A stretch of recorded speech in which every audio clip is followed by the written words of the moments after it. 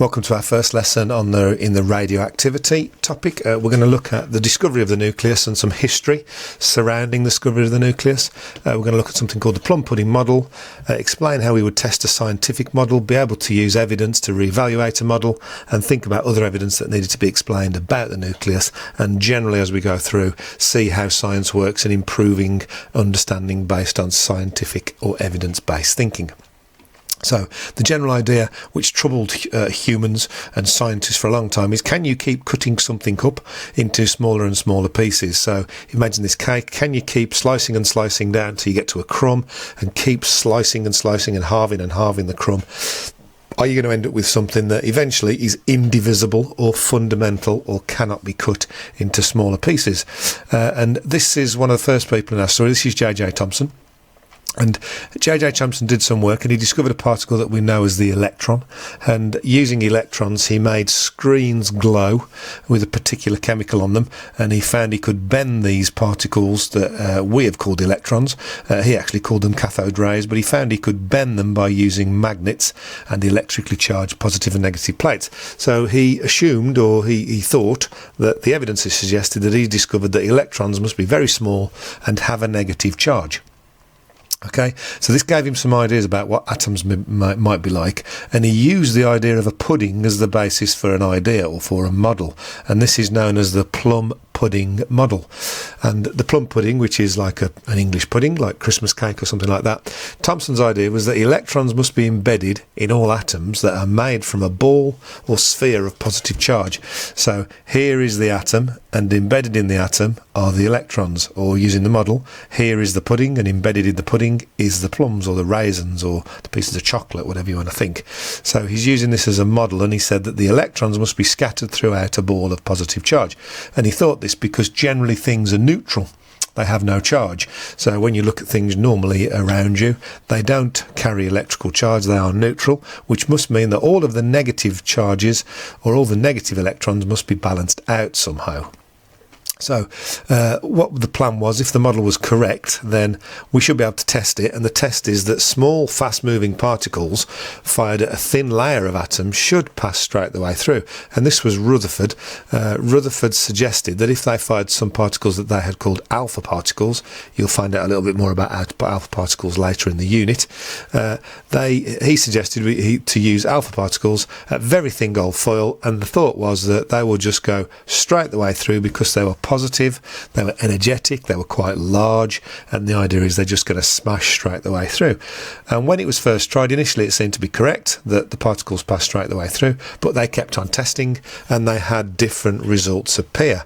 Now, to give you an idea of the different results, I've got a few models of my own to kind of talk you through, and these results basically were deflection results, and they didn't go straight the way through, and they were deflected. So let's have a look. If this is what would have happened, I mean, it wasn't what happened, but if this what was happened, what would it prove? So the thoughts are, what is behind this blue circle if I fire these red particles at it? So here we go.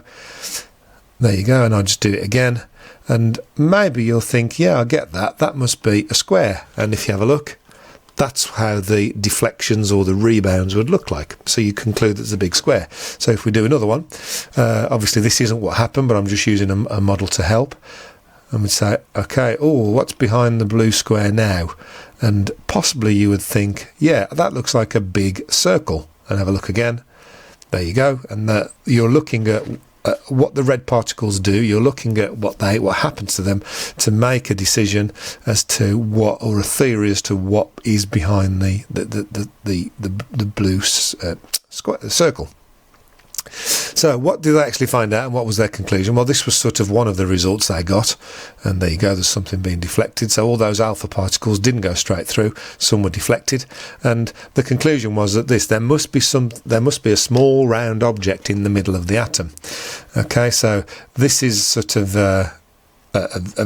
a small version of what happened. If we look at it in a little bit more detail, Rutherford, just a quick aside, Rutherford did describe this as the most incredible event in his life, and he said it was as if you fired a 15-inch shell like a cannonball at a piece of tissue paper and it came back and hit you, because they honestly thought that all of the alpha particles would go straight the way through.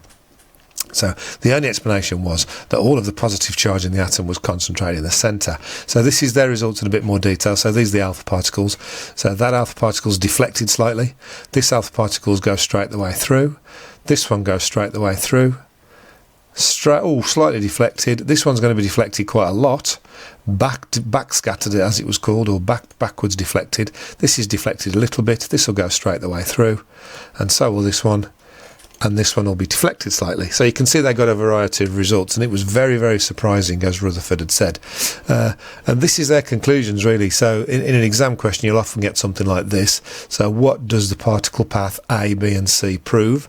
So A is showing us that most of the particles pass straight the way through. So this showed that most of the atom is empty space.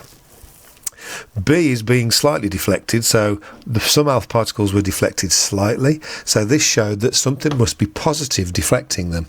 And if you look at this path, you can't actually see the letter C, but this path has gone straight the way back, so a few alpha particles were deflected backwards, and this showed that the positive part must be very small and very dense, and hence this was the idea of the nucleus.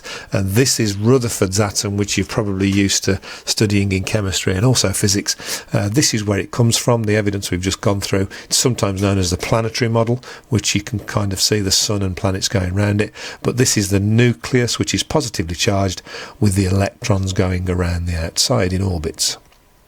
Okay, so the specification that AQA says you need to know a little bit more. You need to know a little bit more about Bohr, and this is Niels Bohr, and he was sort of a little bit later than Rutherford and Thomson, but he thought about the idea of electrons around a positive nucleus, and he considered where the electrons would be, what distance, how fast they were going, etc. And he thought, like planets around the sun, they could be at any distance as long as they were going fast enough. This means that they would have different energies. So if an electron moved from a higher orbit to a lower orbit, maybe it should release some energy along the way, and this should come out as radiation from the electromagnetic spectrum. And you've already looked at radiation on the course last year in an earlier unit. And depending on how far it moved, it could give out different amounts of energies, and these would relate to the different colours of the spectrum. So in really simply, if the electrons change orbits, they give out energy. This energy will come out as light, and this radiation might have different colours.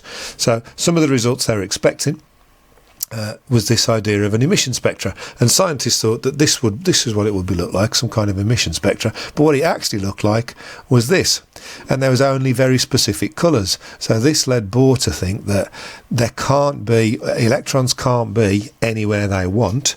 Bohr thought that the electrons must be in very specific or certain orbits. So when they moved between orbits, only very specific colours were emitted. So again, we're using evidence to help us decide what's going on in terms of how the atom is structured. And this is the evidence that Bohr used. The neutron, which you might be thinking, well, hang on, we've looked at the neutron, where's the neutron come from? Well, the neutron, Rutherford discovered the nucleus and that it was positively charged, but other scientists did notice something quite interesting. They noticed, for example, that hydrogen was the smallest atom with the lowest charge, and then helium seemed to be the next one up because it had twice the charge that hydrogen had. But the problem was helium seemed to have 4 times the mass. So you'd expect that it just to have twice the mass, therefore twice the charge, but it didn't. It had twice the charge but 4 times the mass. And this was known as the case of the missing mass. And this person at the bottom, called James Chadwick, eventually discovered the neutron in 1932 because people thought there must be extra mass in the nucleus, and Chadwick took this prediction and tried to find the neutron, or evidence for the neutron. And how did he do it? Well, quite surprisingly, he built this thing in his shed. You don't have to know about it. You can have a look on here what's happening if you want, but it's to do with alpha particles again being fired at something, producing some kind of uncharged radiation which goes on to knock out some particles out of another material. But this uncharged radiation that he discovered ended up being the neutron. So, as I say, he did it quite simply. He built something on his own, and this led to the discovery of what we now know as the neutron. And he found that they were fast, not charged, and caused protons to be emitted by this wax on here. Okay, so again, it was a case of a prediction being made that there must be some missing mass, and then someone going off and doing an experiment to find them. So, putting all this into perspective, how big is the nucleus? I've got some silly pictures here. We've got the plum pudding and cannonballs, Rutherford being surprised about the cannonballs fired at tissue paper. But really, in terms of the size of the nucleus, in relation to the atom, you sometimes use this. If you imagine a school hall with a full stop in the middle of it, so you can see a full stop here just below this exclamation mark. If you imagine that in the middle of an average school hall, the full stop is the size of the nucleus, and the school hall, around the walls of the school hall, that would be where the electrons are. Or imagine a tennis ball in the middle of Wembley Stadium. Then the tennis ball would be the nucleus, and the seats right around the edge of Wembley Stadium, even further than that, maybe the car park, that would be where the outside of the atom are, or where the electrons are. So this makes you ask the question, well, if things are basically made of 99.99% empty space, how can things feel so solid? And there's lots of interesting physics about that, which is beyond this lesson, but in some ways this leads us to the question that you often think we think we're so important, but in reality we're made of stuff that is really 99.99% nothing.